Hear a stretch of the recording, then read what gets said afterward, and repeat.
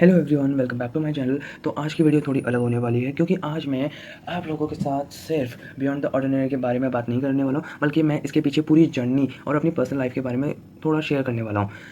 तो काफ़ी समय से मतलब आप लोगों के क्वेश्चन आ रहे थे मेरे पास और टीम के पास कि बियॉन्ड द ऑर्डिनरी कब आएगा, ट्रेलर कैसे बना, टीज़र कब आएगा, एपिसोड्स कब रिलीज़ होगा। और हाँ, मेन क्वेश्चन ये था कि मैंने ये सीरीज़ के लिए क्यों शुरू करा, मतलब मैंने हाँ क्यों करी, और इसका प्लान कब बना, और इसके बनाने में कितनी मेहनत लगी, और कंटेंट क्रिएशन के साथ अपनी पर्सनल लाइफ कैसे मैनेज करी। तो इन सब चीज़ों के बारे में आपके साथ डिस्कस करने वाला हूँ। तो चलो अब टॉपिक पे चलते हैं विदाउट वेस्टिंग एनी टाइम। तो मेरे को मेरी टीम जो दलुमरा यूनिवर्स है, तो उसमें से हमारी टीम ने क्वेश्चन सेलेक्ट करे हैं आप लोगों के, जो आप लोगों ने उनसे पूछे थे। तो उन लोगों के क्वेश्चंस का आंसर आज मैं दूंगा। तो चलो विदाउट वेस्टिंग एनी टाइम अब क्वेश्चंस पे चलते हैं, क्योंकि सारे क्वेश्चंस मेरे लैपटॉप पे है, तो मेरे को लैपटॉप में से क्वेश्चंस देखने पड़ेंगे। लास्ट टाइम बहुत से लोग कह रहे थे कि आप जो CGP और VGP के बारे में बोल रहे हो वो सारा कॉपी करके बोलो ना भाई, वो सिर्फ एक काइंड ऑफ रिफ्लेक्शंस थी जो कि वो मेरी क्लासेस पे कर रही थी, रिफ्लेक्ट शूट कर रहा था ना, कैमरा था ऑन इसलिए। तो चलो क्वेश्चंस पे बिगिन करते हैं। एक सेकेंड, फर्स्ट क्या है मेरा, हाँ मेरे को क्वेश्चंस मिल गए हैं, अभी आ चुके हैं मेरे पास ये सारे क्वेश्चन। और अब मेरे को देखने पड़ेंगे कि आपने क्या क्या पूछा है मेरे से। बहुत सारे क्वेश्चन से लगता है, आज लगता है ये वीडियो बहुत लंबी बनने वाली है। चलो question number 1, beyond the ordinary आखिर है क्या। तो मैं आपको एक्सप्लेन वापस कर देता हूँ। बियॉन्ड द ऑर्डिनरी एक फिक्शनल सीरीज़ है जिसमें मिस्ट्री, इमोशन, रिलेशनशिप और कैरेक्टर चेंजेस देखने को मिलेंगे आप लोगों को। मैं चाहता हूँ कि ऑडियंस सिर्फ एपिसोड नहीं देखे, बल्कि उनके बारे में सोचे और अपनी थ्योरीज खुद बनाए। ठीक है, चलो अब सेकंड पॉइंट पे चलते हैं। अपने आपने बियॉन्ड द ऑर्डिनरी बनाने का फैसला क्यों किया।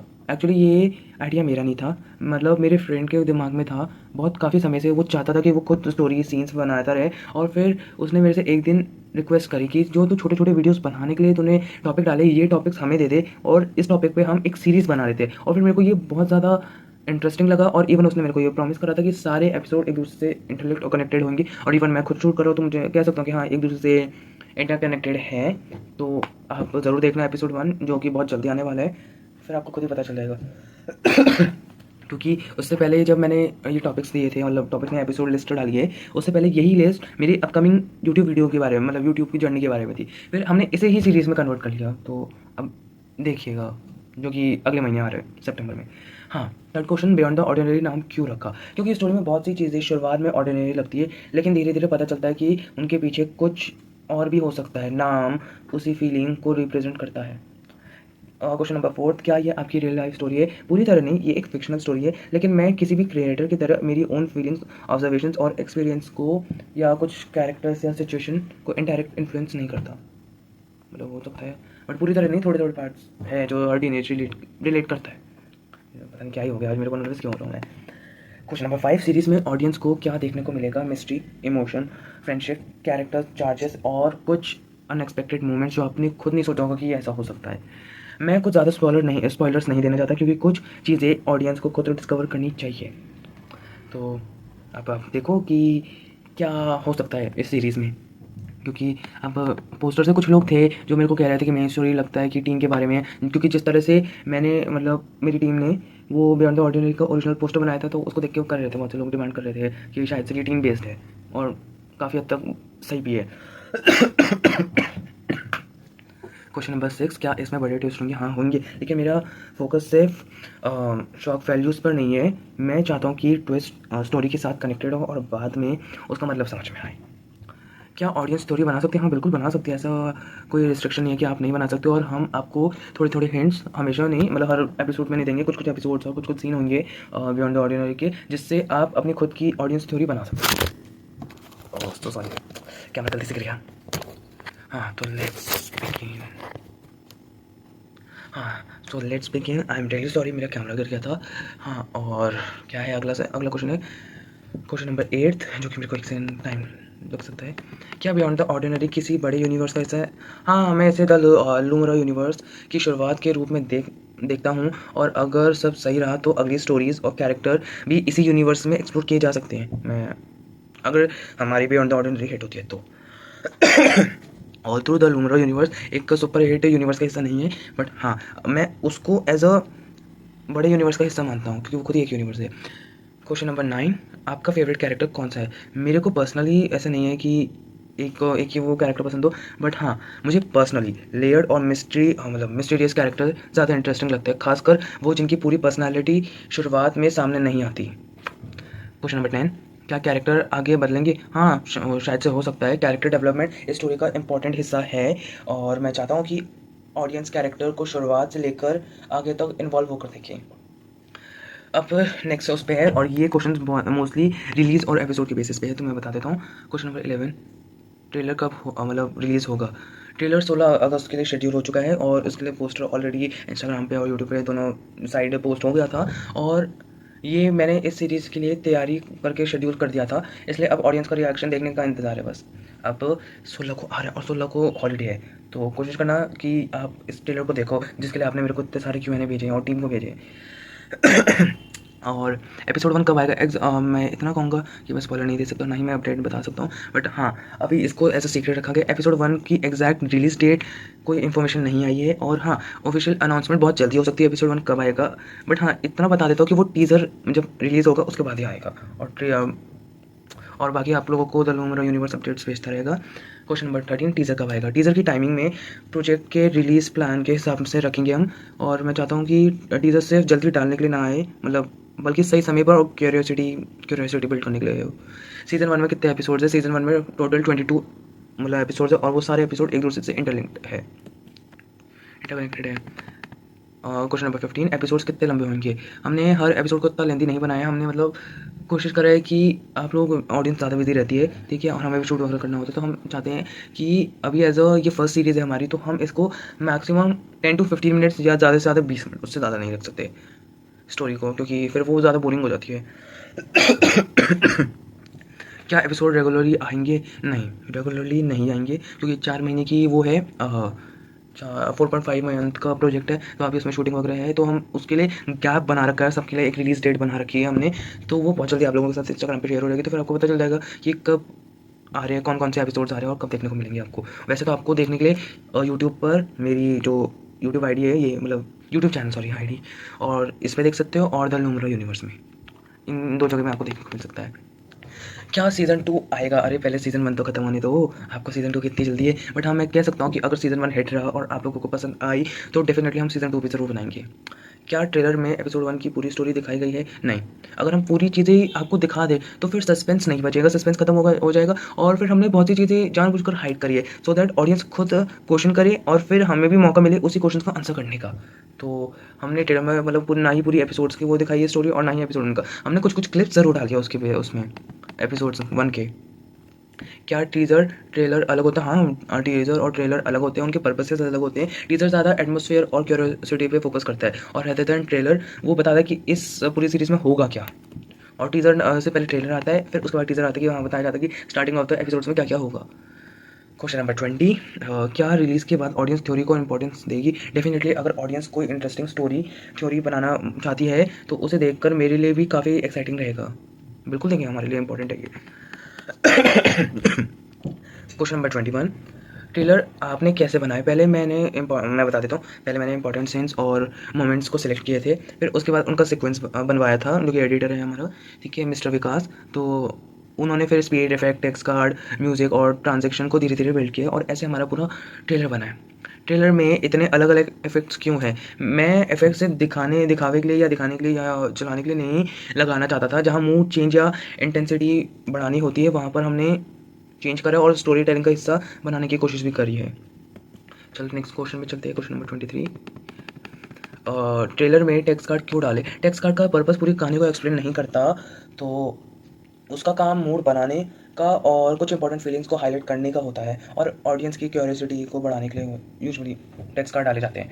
ट्रेलर की एडिटिंग किसने की है? ट्रेलर की एडिटिंग हमारे एडिटर मिस्टर विकास ने करी है, ठीक है, और उनकी जो एडिटिंग स्किल्स है मैं कह सकता हूँ कि हाँ उनको अच्छी आती है और एक्सपीरियंस भी है, मतलब, और स्किल्स के हिसाब से बोलते as a small content creator हमने उतना ही बनाया जितना हम कर सकते हैं। और क्या था ट्रेलर शूट करने के लिए क्या क्या यूज़ किया है?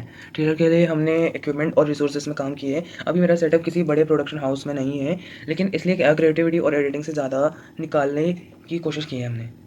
तो यही, अब मैं आपको एक हिंट देता हूँ, जहाँ पे मैं ये वीडियो शूट कर रहा हूँ यही सेट है, और मैं इसी में पूरी सीरीज़ बना रहा हूँ। तो अब अगले क्वेश्चन में बढ़ते हैं। ट्रेलर का सबसे डिफ़िकल्ट पार्ट क्या था? ट्रेलर का सबसे डिफ़िकल्ट पार्ट ये था कि बार-बार क्लोथ्स चेंज करना, ठीक है? और इवन फिर उसमें एक सीन हमने डाला है जिसमें मतलब हाँ, यहाँ पर बैठकर इधर ही कहीं शूट करा था हमने, जहाँ पर मतलब शाउट कर रहा था, ठीक है? तो वो वाला सीन बहुत वो था कि रो-रो के वो करना था और ना मेरे को उस टाइम पे हँसी आ रही थी, रोना तो आ ही नहीं रहा था मेरे को। वो थोड़ा-सा डिफ़िकल्ट पार्ट था मेरे को। बाकी तो सरप्राइज़िंगली मेरे को कुछ भी ऐसा डिफ़िकल्ट नहीं लगा, बहुत ईज़ी बना था, ठीक है? बट हाँ, ऐसा नहीं कि हमने मेहनत नहीं की, हमने बहुत मेहनत करी है इन सब चीज़ों के लिए। चलो, आपका फ़ेवरेट ट्रेलर सीन कौन-सा था? मेरा फ़ेवरेट ट्रेलर सीन वो कमबैक वाला था, जो कि अभी जब 16 को आएगा ट्रेलर तब आपको पता चल जाएगा कि मैं कौन से कमबैक की बात कर रहा था। तो अब अगले क्वेश्चन में बढ़ते हैं। क्या ट्रेलर में हिडन क्लू है? हाँ, हो सकता है और हमने दी भी है, सो दैट आप अपनी खुद की पर्सनल स्टोरी बना सकते हो और रिगार्डिंग दिस सीरीज़ और हमें भेज सकते हो। और अगर आपको नहीं पता कि कहाँ पे भेज सकते हो, तो मैं आपको नीचे डिस्क्रिप्शन में मेरा यूनिवर्स की यूट्यूब चैनल और इंस्टाग्राम आईडी और मैं अपनी भी दे दूँगा, तो आप वहाँ पे अपनी खुद की थ्योरी भी बनाकर हमें भेज सकते हो। और क्या है, ट्रेलर का म्यूज़िक कैसे चुना? ये बहुत बढ़िया सवाल पूछा जिसने भी पूछा है, ठीक है? मैं ऐसा म्यूज़िक चाहता था जिसमें शुरुआत की क्यूरियोसिटी क्रिएट करे और धीरे-धीरे इंटेंसिटी बढ़ाए। म्यूज़िक ट्रेलर का मूड का बहुत बड़ा हिस्सा है। क्वेश्चन नंबर 30, क्या आपने बड़े प्रोडक्शन से इंस्पिरेशन लिया? हाँ, कह सकते हो बहुत से बड़े-बड़े प्रोडक्शन टीम वगैरह से इंस्पिरेशन ली है और इवन उनकी प्रेजेंटेशंस की स्टोरी टेलिंग ना इंस्पिरेशन मिलती है, लेकिन मैं फाइनल प्रोडक्ट को अपनी आइडेंटिटी नहीं देना चाहता। चलो अब नेक्स्ट क्वेश्चन में बढ़ जाते हैं, बजट एंड ग्रोथ। अब बजट और ग्रोथ वाला फर्स्ट क्वेश्चन क्या है इसका? 31, क्या बियॉन्ड द ऑर्डिनरी में बहुत पैसा लगा है? नहीं, ये एक ग्रोइंग क्रिएटर लीड प्रोजेक्ट है, तो इसमें इतने पैसे नहीं लगे और हमारे पास करंट कैपेसिटी और अवेलेबिलिटी रिसोर्स है, उसी के बेसिस पे हमने इसको तैयार करा है। क्या आप फ्यूचर में ज़्यादा इन्वेस्टमेंट करेंगे? हाँ, लेकिन अभी नहीं, एक ही बार में डायरेक्टली इतना सारा इन्वेस्टमेंट नहीं करेंगे, हम धीरे धीरे इन्वेस्ट करेंगे, उसके बेसिस पे हम अपनी ऑडियंस को ग्रो करेंगे और वैसे इक्विपमेंट प्रोडक्शन और टीम में भी इन्वेस्टमेंट बढ़ाया जाएगा। अभी सिर्फ स्टार्ट हुआ है और अभी तो और भी बहुत ही जर्नी बची है, तो बस आप बने रहना हमारे साथ। क्या आप इसे नेटफ्लिक्स जैसे बनाना चाहते हैं? ये क्वेश्चन थोड़ा सा हार्ड है मेरे लिए, बट फिर भी मैं बोलूँगा सिनेमैटिक क्वालिटी इंप्रूव करना डेफिनेटली चाहता था, लेकिन अभी मैं खुद को नेटफ्लिक्स लेवल प्रोडक्शन के साथ कंपेयर नहीं कर सकता। कहाँ वो नेटफ्लिक्स और कहाँ मैं एक छोटा कंटेंट क्रिएटर, तो मैं उनको कंपेयर नहीं कर सकता। और अभी तो मैंने सिर्फ शुरुआत करी है, स्टेप बाय स्टेप करूँगा तब जाके मेरी ग्रोथ होगी। तो अभी तो ऐसा वो नहीं है बना सकता मैं। नेक्स्ट क्वेश्चन, फिर एकदम बड़ा इन्वेस्टमेंट क्यों नहीं करते? देखो, एक बार में सारा इतना बड़ा इन्वेस्टमेंट या सारा पैसे एक ही उसमें लगा देंगे ना, तो फिर बाकी की सीरीज़ ठप हो जाएगी और फिर बाकी की सीरीज़ हम शूट नहीं कर पाएंगे। और अगर हम इसलिए कर रहे हैं कि सो दैट आपको भी एंटरटेन कर सके और हम भी कंटेंट क्रिएशन को एज अ बोझ या एज अ स्ट्रेस नहीं, एज अ फन के वे में लें। बट ऐसा नहीं है कि हम आपका टाइम वेस्ट करें, हम उसको भी सीरियस वे में लेते हैं। और ना एक बार में सारा इन्वेस्टमेंट करना बहुत रिस्की हो जाता है। तो नेक्स्ट क्वेश्चन, अगर आपका बजट बड़ा होता तो क्या आप पहले से क्या अपग्रेड करते? मैं पहले तो कैमरा क्वालिटी को वो करता और फिर एक अच्छा सा माइक वो होता उसको करता, क्योंकि मेरे पास एआई से यूज़ करके मैं अभी अपने एडिटर से जो मेरी वॉइस है उसको थोड़ा सा एनहेंस करवा रहा हूँ। और इवन क्या था हमारा, ये याद नहीं आ रहा मेरे को। हाँ, पहले तो माइक वो भी करता, माइक और कैमरा तो डन ही डन रहता और फिर हमारा ये भी रहता कि एक अच्छा सा मतलब बजट, अगर अच्छा बजट होता तो मैं सबसे पहले कैमरा करता, फिर लाइटनिंग उन सब चीज़ों पे फोकस करता और साउंड पर भी बहुत ज़्यादा काम करता, क्योंकि अब माइक नहीं है तो माइक होने के कारण दो चीज़ें होती है, या तो हम एआई का यूज़ करके उसकी क्वालिटी को एनहेंस करवाते हैं या तो दूसरा हमें खुद डबिंग करनी पड़ती है। तो मैं एक हिंट दे देता हूँ, एपिसोड 1 ऑलवेज टॉक डबिंग, और वो डबिंग से मैंने ही करी है। तो अब कोई नहीं बोलेगा कि मेरी डबिंग खराब है, क्योंकि हर चीज़ एक्सपीरियंस करनी चाहिए और जब तक आप खुद नहीं एक्सपीरियंस करोगे तब तक आप कोई राइट नहीं है कमेंट करने का कि हाँ तुम्हारी डबिंग खराब है, ये है वो है, ब्ला ब्ला। चलो अब और टाइम वेस्ट करने से अच्छा है अब क्वेश्चन में बढ़ जाते हैं। क्या बिना मतलब क्या है, क्या बिना बड़े बजट के अच्छी सीरीज़ बन सकती है? कह सकते हैं बन सकती है, ज़रूर हो सकती है, लेकिन इसके लिए आपको स्टोरी टेलिंग, क्रिएटिविटी और एग्जीक्यूटिव बहुत ज़रूरी होती है और अच्छे लेवल पे होनी चाहिए। तो चलो अब अगले क्वेश्चन में बढ़ते हैं। बजट लिमिट भी होनी चाहिए, मैं पहले ही बता देता हूँ। क्या आप प्रोफेशनल एक्टर के साथ काम करना चाहोगे? हाँ, अगर फ्यूचर में मेरे को ऐसा कोई प्रोजेक्ट मिल जाता है जिसमें मेरे को एक प्रोफेशनल एक्टर के साथ काम करना मिले या कोई टैलेंटेड चाइल्ड एक्टर के साथ या काम करना मिले, तो ये मेरे लिए बहुत प्लेजर वाली बात होगी और मैं खुद करना चाहूँगा। तो अगला क्वेश्चन, क्या द लूमरा यूनिवर्स की टीम बड़ी होगी? उम्मीद है, अभी तो बहुत छोटी टीम है, ठीक है, बट हाँ धीरे धीरे जैसे यूनिवर्स ग्रो होगा वैसे वैसे हमारी क्रिएटिविटी और हमारी टीम भी ग्रो होगी, प्रोडक्शन टीम को एक्सपेंड जरूर करेंगे हम। क्या पहला प्रोजेक्ट परफेक्ट है? एक चीज़ मैं सच कहूँगा, नहीं, मुझे नहीं लगता कि हमने उस तरह से परफेक्ट बनाया है जितना हमें परफेक्ट बनाना चाहिए था। बट हमने बहुत ट्राई करी है, लेकिन अभी ये हमारी जर्नी की शुरुआत है। ये अभी करंट जर्नी है और करंट स्किल्स लेवल को रिप्रेजेंट करती है। अगर हम धीरे धीरे इन पे वर्क करेंगे तो कह सकते हैं कि आने वाले प्रोजेक्ट इससे बेहतर बन सकते हैं। क्वेश्चन नंबर 40, अगली सीरीज़ में क्या बेहतर करेंगे? हम पहले तो प्लानिंग हम स्टार्टिंग से करेंगे, क्योंकि हमने ये प्लानिंग बहुत जल्दी में ले लिया था, ठीक है। और फिर उस पर सिनेमाटोग्राफी, साउंड, एक्टिंग और एडिटिंग पे भी हम काफ़ी हद तक इम्प्रूव कर सकते हैं, करें और करेंगे भी। हर प्रोजेक्ट को ऐसा करेंगे कि शायद से कुछ सीखने को भी मिल जाए और आपको भी अपनी क्वालिटी से इम्प्रूव करने को मिले। तो नेक्स्ट क्वेश्चन, क्वेश्चन नंबर 41, आपने कंटेंट क्रिएशन शुरू क्यों किया? मेरे पास आइडिया थे और मैं उन्हें सिर्फ अपने दिमाग में नहीं रखना चाहता था, मुझे लगा कि उन्हें बनाकर लोगों को सामने रखना चाहिए। शुरुआत में एडिटिंग आती थी, नहीं आती थी भाई, कसम से कर, मेरी एडिटिंग बहुत बेकार थी, मेरे को एडिटिंग का भी नहीं आता था। तो अभी मैंने करना सीखा है, क्योंकि सब अपनी मिस्टेक से ही सीखते हैं। क्या आप अपनी पुरानी वीडियो देखते हो? हाँ बिल्कुल भाई, और क्योंकि जब भी टाइम मिलता है मैं अपनी वीडियो ज़रूर देखता हूँ और मेरे को फिर एक चीज़ देखने को मिलती है कि हाँ मेरी कहाँ कमी है और किधर मेरे को ज़्यादा वर्क करने का है, सो दैट अगली वीडियो में ऐसा ना हो कि जहाँ पर हमने काम करना चाहिए था वहाँ पे हमने काम ही नहीं करा। और मेरे को वहाँ पे ना प्रोजेक्ट को इम्प्रूवमेंट करने के लिए वो मिलते हैं आइडियाज़ कि यहाँ पर ऐसे ही फॉन्ट लगा दो, या उसका वो कर दो। कंटेंट क्रिएशन और पर्सनल लाइफ कैसे मैनेज करते हो? प्लानिंग करनी पड़ती है, हर समय कंटेंट ही करना पॉसिबल नहीं है, क्योंकि हमारी प्रायोरिटीज़ स्टडीज़ भी होती है। तो इसलिए हम ऐसा करते हैं कि कभी कभी प्रोजेक्ट को स्लो भी करना पड़ता है, सो दैट हम हमारी जो पर्सनल लाइफ और स्टडीज़ है वो डिस्टर्ब ना हो। क्या कंटेंट क्रिएशन स्ट्रेसफुल है? कभी कभी डेफिनेटली, खासकर जब आप खुद शूटिंग, एक्टिंग, एडिटिंग और सब मैनेज करते हो तो। और फिर भी उसके बाद फाइनल रिजल्ट ना आए तो थोड़ा सा पेनफुल रहता है और थोड़ा स्ट्रेसफुल रहता है, बट ऑल थ्रू आपको कुछ एक नई चीज़ एक्सपीरियंस करने को मिलती है, तो ऐसे एक्सपीरियंस करनी चाहिए और इसे इंस्पिरेशन लो। इससे आपको पता चल जाएगा कि हाँ आप कर सकते हो, क्योंकि अगर आप इसी चीज़ को देखकर कि हाँ आपके फॉलोअर्स नहीं बढ़ रहे, फाइनल रिजल्ट नहीं आ रहा, तो कंटेंट क्रिएशन छोड़ दो ना। अगर आप जब तक ट्राई नहीं करोगे और तब तक आपको फाइनल रिजल्ट नहीं मिलेगा। मैं भी कंटेंट क्रिएटर हूँ तो मुझे पता है ज़्यादा। क्या आप कंटेंट क्रिएशन को करियर बनाना चाहते हो? मैं अभी इस चीज़ पे पूरा श्योर नहीं हूँ, क्योंकि मेरा ड्रीम कुछ और है, but all through content creation करना भी मेरे को बहुत अच्छा लगता है। कंटेंट क्रिएशन भी एक काइंड ऑफ ड्रीम ही है मेरा। तो लेट्स नो, अब भगवान जाने कि मेरा फ्यूचर उनके भरोसे पे। हाँ, इक्विपमेंट में इन्वेस्टमेंट ज़रूरी है, लेकिन शुरुआत के लिए सबसे ज़रूरी चीज़ इक्विपमेंट नहीं होती है, पहले स्टोरी टेलिंग होती है। स्टोरी टेलिंग तो होती है और बेसिक स्किल डेवलपमेंट करना भी ज़रूरी होता है। हाँ, क्वेश्चन नंबर 48, छोटे क्रिएटर्स को कितना इन्वेस्टमेंट करना चाहिए? इतना कि उनका करेंट ज़रूरत अभी की जो आपकी ज़रूरत है वो तो पूरी हो जाए और अननेसेसरी फाइनेंशियल प्रेशर ना बने। धीरे धीरे अपग्रेड करके प्रैक्टिकल है करना, ज़्यादा प्रैक्टिकल है। क्या एकदम बड़ा इन्वेस्टमेंट रिस्की है? हाँ भाई, बहुत ज़्यादा। जैसे बिज़नेस में रिस्क होता है कि सबसे बड़ा इतने सारे पैसे दे के आप रिस्क ले रहे होते हो अपने बिज़नेस का, उसी तरह से इन्वेस्टमेंट करना भी एक काइंड ऑफ रिस्क है, क्योंकि अगर हम सारे पैसे एक ही चीज़ में लगा देंगे तो आगे के लिए कुछ बचेगा नहीं। हमें हर चीज़ स्टेप बाय स्टेप और अच्छे से करनी चाहिए। तो क्वेश्चन नंबर 50, हम देखो हमने बात करते करते 50 क्वेश्चन से कर लिए। व्यूज़ या क्वालिटी क्या ज़्यादा इंपॉर्टेंट है? लॉन्ग टर्म में क्वालिटी और इम्प्रूवमेंट ज़्यादा इंपॉर्टेंट है। व्यूज़ अच्छे लगते हैं, लेकिन अगर हर प्रोजेक्ट में के साथ स्किल इम्प्रूव हो रही है तो वो एक काइंड ऑफ बड़ी बड़ी अचीवमेंट है। क्वेश्चन नंबर 51, बहुत ज़्यादा क्वेश्चन पूछने लगता है आपने, बट कोई नहीं, आप ऐसे ही क्वेश्चन पूछते रहो, अच्छा लगता है। क्या आपको कभी लगता है कि दूसरे कंटेंट क्रिएशन आपसे आगे? हाँ भाई, कभी कभी कंपैरिजन होता है, और जब मेरे को मेरे दोस्त खुद रियलिटी चेक दिखाते कि भाई तू कंटेंट क्रिएटर और लोग तेरे से आगे निकलते, तो थोड़ी सी काइंड ऑफ जेलसी फील होती है, और मेरे को भी ऐसा लगता है कि हाँ अभी तो जस्ट स्टार्ट करा और इसके बाद मेरे को अभी नीचे ही गिराना शुरू कर दिया, बट और थोड़ा इग्नोर करना चाहिए। क्वेश्चन नंबर 52, अगर कोई आपकी एडिटिंग को ख़राब बोले तो? देखो, एक्चुअली वो कमेंट कर रहे हैं तो एटलीस्ट जनरली वो अच्छा गया या बुरा, तो हमें हर ओपिनियन को एज अ पॉजिटिव वे में लेना चाहिए और उसको हर चीज़ का एक बेटर वर्जन बनाना चाहिए, बट इतना भी बेटर ना बनाओ कि खुद ही ना आए। बस लोग बोलते हैं कि हाँ तू क्या क्या बना रहा है, बट मैं ना उनके ओपिनियन को एज अ नेगेटिव नहीं, एज अ पॉजिटिव में लेता हूँ, बोल रहा अच्छा ऐसे ऐसे इम्प्रूव करो। बस फिर ना उसी चीज़ में अगर कोई एडिटिंग ख़राब होती तो फिर मैं एडिटिंग पे वर्क करता हूँ, कोई मेरी एक्टिंग स्किल्स को बोलते तो मैं उन सब पे वर्क करता हूँ, ऐसा नहीं कि वर्क नहीं करता। क्या शुरुआत परफेक्ट होनी चाहिए? बिल्कुल नहीं, शुरुआत का काम सीखना है। अगर हम परफेक्ट होने का इंतज़ार करेंगे तो शायद शुरू ही नहीं कर पाएंगे। नेक्स्ट क्वेश्चन, लगता है ये Q&A सेशन बहुत लंबा जाने वाला है। मेरी तबीयत ख़राब चल रही है ना, तो इसलिए आप मेरी खांसी को इग्नोर मारो तो बहुत बढ़िया है।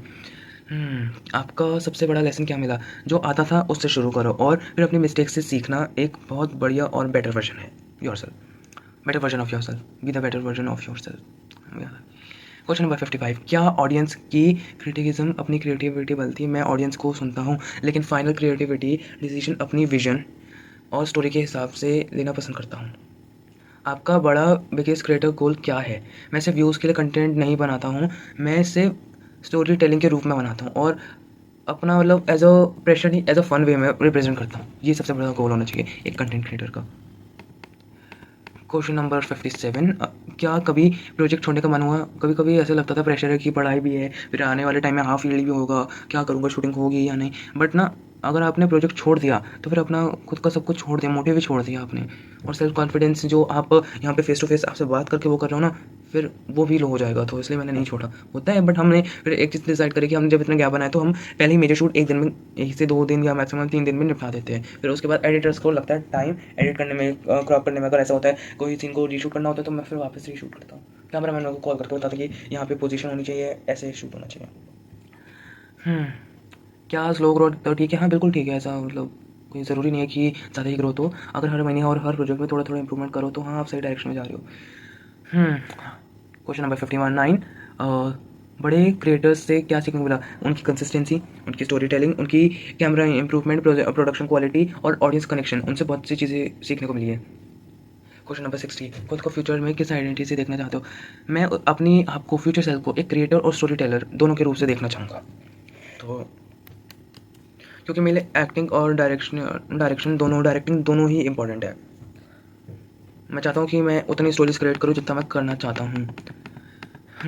61, क्या आपकी पर्सनल लाइफ आपकी क्रिएटिविटी को इन्फ्लुएंस करती है? हाँ, इनडायरेक्टली ज़रूर करती है। हम जो रोज़ देखते हैं, महसूस करते हैं और एक्सपीरियंस करते हैं, वो किसी ना किसी तरह हमारे क्रिएटिविटी में आ जाता है। क्या पर्सनल इमोशन को स्टोरी में यूज़ करते हो? हाँ, कभी कभी कुछ इमोशन को फिक्शनल सिचुएशन में एक्सप्रेस करना आसान नहीं होता। आसान नहीं होता है, बट फिर भी इंटरेस्टिंग लगता है, क्योंकि कुछ लोग होते हैं जो एक्टिंग में ख़राब होते हैं, कुछ लोग अच्छे होते हैं, तो वो डिपेंड करता है। क्वेश्चन नंबर 63, अगर आपके फ्रेंड्स आपके कंटेंट को सपोर्ट करते हैं, मैं इस क्वेश्चन को स्किप करना चाहूँगा। मैं इसको आपके अगले Q&A में ज़रूर रिप्लाई करूँगा, क्योंकि मेरे पास अभी इस चीज़ का कोई आंसर नहीं है। फैमिली को प्रोजेक्ट के बारे में पता? हाँ, उनको पता है, और वो खुद इंकरेज करते हैं मेरे को। वो बोलते हैं कि कंटेंट क्रिएशन करो, बट ऐसा फन में करो। ऐसा नहीं कि उसको अपना जॉब या अपना सब कुछ बना लो, कि आप अपनी जो मेजर स्टडीज़ है उसको ही त्याग कर दो।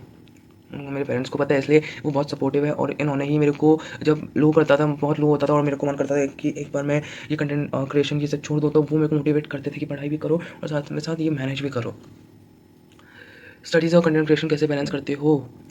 मैं ना इसे एज अ हाफ डे में वो करता हूँ। अगर किसी दिन छुट्टी होती है तो हाफ डे शूट में होता है और बाकी का बचा आधा दिन मेरा उसमें चला जाता है, पढ़ाई उन सब चीज़ों में। पहले तो प्लानिंग करनी पड़ती है, फिर डिसाइड होता है कि हाँ उस टाइम पे सबसे ज़्यादा क्या इंपॉर्टेंट है। अगर ऐसा हो रहा है कि पढ़ाई में बैकलॉग ज़्यादा बन रहा है और शूटिंग का ठीक चल रहा है, तो पहले शूटिंग को पॉज करके अपनी पढ़ाई को वो करता हूँ, क्या कहते हैं, मेरे को याद नहीं आ रहा, इम्पॉर्टेंस, हाँ इम्पॉर्टेंस देता हूँ और फिर शूटिंग पे। क्वेश्चन नंबर 66, एज को लेकर प्रेशर होता है कभी कभी कंपैरिजन की वजह से, हो सकता है, लेकिन मैं खुद को दूसरों की टाइमलाइन से जज नहीं कर सकता और ना करना चाहता। कम उम्र में शुरुआत करना एडवांटेज है मेरे हिसाब से। हाँ, क्योंकि उस टाइम पे आप एक्सपेरिमेंट कर रहे होते हो, एक्सपीरियंस कर रहे होते हो, और फिर आपको अपनी खुद की गलतियों से सीखने का मौका भी मिलता है। ठीक है, तो कह सकते हैं हाँ कि बहुत अच्छा टाइम होता है, क्योंकि मैंने खुद ही कंटेंट क्रिएशन बहुत लेट शुरू कर दिया। पर्सनल लाइफ ऑडियंस के साथ कितनी शेयर करेंगे? जितना कंफर्टेबल हो सकता है उतना। क्रिएटर होने का मतलब ये नहीं है कि पर्सनल लाइफ को पूरी प्राइवेट रखो। अगर आप अपनी ऑडियंस के साथ शेयर नहीं करोगे तो आपका कंटेंट क्रिएटर होने का फ़ायदा नहीं है। ज़रूरी नहीं है कि पर्सनल लाइफ के बारे में शेयर करो, बट ऐसा भी हो कि अपने मतलब कंटेंट क्रिएशन में जितने भी व्यूअर्स है, जितने भी ऑडियंस है, उनको अपना एज अ फ्रेंड या एज अ नोन में वो करो। देखना वो आपको इतना सपोर्ट करेंगे, पूछना।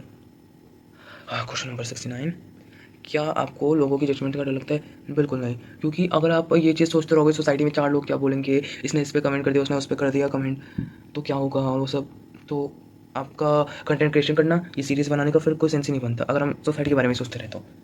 आपको ना अपने डर से ओवरकम करना आना चाहिए। क्वेश्चन नंबर 70, अगर कोई क्लोज पर्सन आपको कंटेंट को पसंद ना करे, मैं पहले तो उनसे जाऊँगा, खुद पर्सनली मीट करूँगा और फिर उनके अपनी ओपिनियन को सुनूंगा और फिर उसके बाद अपनी क्रिएटिविटी के साथ उनकी जो राय है, जो उन्होंने मेरे को बोला कि आप इस चीज़ से अपना कंटेंट को इम्प्रूव करो, मैं उस पर भी काम करूँगा, मैं काम ज़रूर करूँगा और सबकी ओपिनियन को एज अ इम्पॉर्टेंट चीज़ कंसिडर करूँगा। बियॉन्ड द ऑर्डिनरी के बाद क्या आएगा? मैं चाहता हूँ कि बियॉन्ड द ऑर्डिनरी की जर्नी आगे बढ़े, लेकिन साथ साथ फ्यूचर में अलग अलग स्टोरीज और कॉन्सेप्ट भी एक्सप्लोर करना चाहिए। क्वेश्चन नंबर 72, द लूमरा यूनिवर्स को कहाँ ले जाना चाहते हो? इसे धीरे धीरे एक बिगेस्ट क्रिएटिव यूनिवर्स बनाना चाहता हूँ, जहाँ अलग अलग स्टोरीज, अलग अलग कैरेक्टर और अलग अलग आइडेंटिटीज हो। क्या फ्यूचर में नेटफ्लिक्स लेवल प्रोडक्शन बनाना चाहोगे? शायद से हाँ, बिल्कुल। अगर उस टाइम पे अगर हमारा इन्वेस्टमेंट लेवल और सब चीज़ें बेटर हुई तो हम कर सकते हैं, बट उसमें भी स्टेप बाय स्टेप प्रोसीजर लगेगा। अनलिमिटेड बजट मिले तो क्या बदलेगा? नाइस। हम पहले तो एक अच्छा सा सेट लेंगे, ठीक है, उसमें जो भी चीज़ें एडिटिंग हो गई, साउंड इफेक्ट्स हो गए, ठीक है, ड्रेसेस वगैरह और स्टोरी, हम उस सब चीज़ों पे इतना अच्छे से वर्क करेंगे कि ये सीरीज़ एक ही बार में हिट हो जाए, जैसे मूवीज़ हो जाती है, जैसे स्पाइडरमैन ब्रांड न्यू डे एक बार में आई थी और इतनी वर्ल्ड वाइड हिट हो गई, वैसे।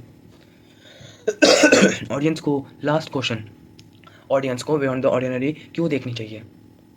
तो मैं इसमें अपना पर्सनल ओपिनियन दूंगा, क्योंकि ये लास्ट क्वेश्चन है, इसका मतलब ये नहीं है कि मैं कुछ भी बोलूँगा, मैं वही बोलूँगा जो मेरा दिल कहता है, क्योंकि मैं चाहता हूँ कि ये सिर्फ एक और सीरीज़ ना लगे।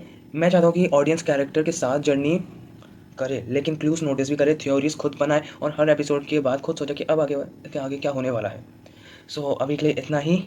बाकी जो Q&A या कोई रिएक्शन वीडियो होती है बियॉन्ड द ऑर्डिनरी के बारे में तो मैं आपको ज़रूर इन्फॉर्म करूँगा। अभी के लिए बस इतना ही। Till the time, thanks for watching, bye bye.